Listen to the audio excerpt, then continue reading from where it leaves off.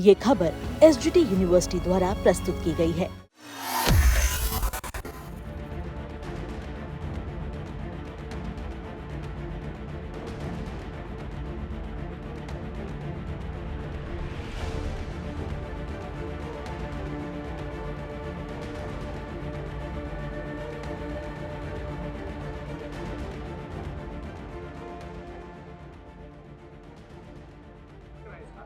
देखो, मैं कह रहा हूँ ओजोन तो एक बहाना है।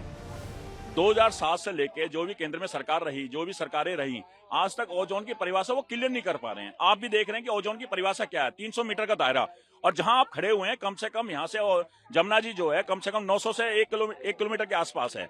ये ओजोन का दायरा है नहीं। लेकिन मैं ये कहना चाहता हूँ, जो पक्के मकान है, ठीक है, और जो एक बहाना लगाया जा रहा है ओजोन का, मैं कह रहा हूँ ओजोन की परिभाषा क्या है। ओजोन की परिभाषा तो क्लियर करें, लेकिन आज तक सरकारों ने ओजोन की परिभाषा नहीं करे। लेकिन ये तो एक शुरुआत कर रहे हैं, क्योंकि अभी ये चाह रहे हैं कि हम तो झुग्गियों को हटा रहे हैं। ये धीरे धीरे पक्के मकानों की तरफ जाएंगे। जैसे आपने शुरुआत देखा कि पक्के मकान शुरुआत कर दिए हैं। ये तो एक सरकार का बहाना है कि बाढ़ एरिया है, ओजोन का एरिया है, और ये जबकि ये सरकारी लैंड नहीं है जहां आप खड़े हुए हो, ये प्राइवेट लैंड है, किसानों की जमीन है। और किसानों की जमीन पे अपने स्ट्रक्चर को तैयार करा इन लोगों ने।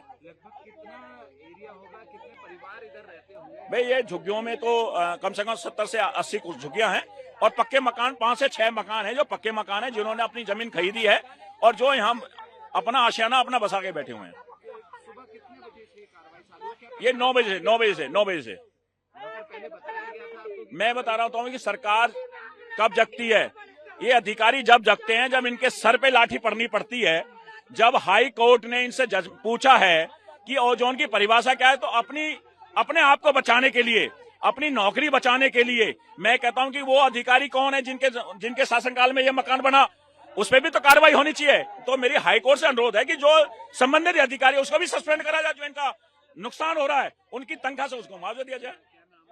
मेरा नाम श्रीचंद बोरा है। ये मेरी वाइफ जो है निगम पार्षद है यहाँ से, और ये मेरी एरिया में आता है जयपुर वार्ड के अंदर। ये 6 महीने पहले बना। कब बताया गया था कि खाली? बताया नहीं गया था, सुबह आके बोले थे बस। कौन कौन है आपके पास?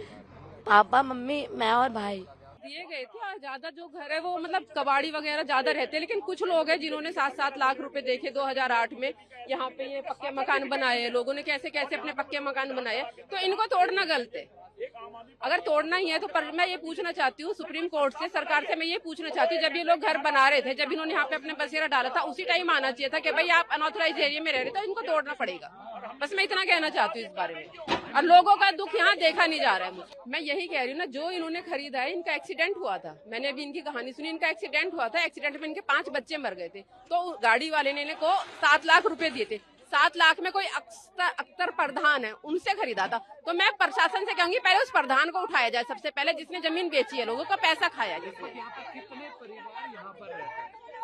अभी इसका आइडिया मुझे नहीं है, क्योंकि यहाँ पे ज्यादातर ये कबाड़ी रहते हैं। परिवारों का मुझे पता नहीं है अभी यहाँ पे कितने रहते हैं। मैं भी इनसे पूछिए, आप ये बता देंगे साहब।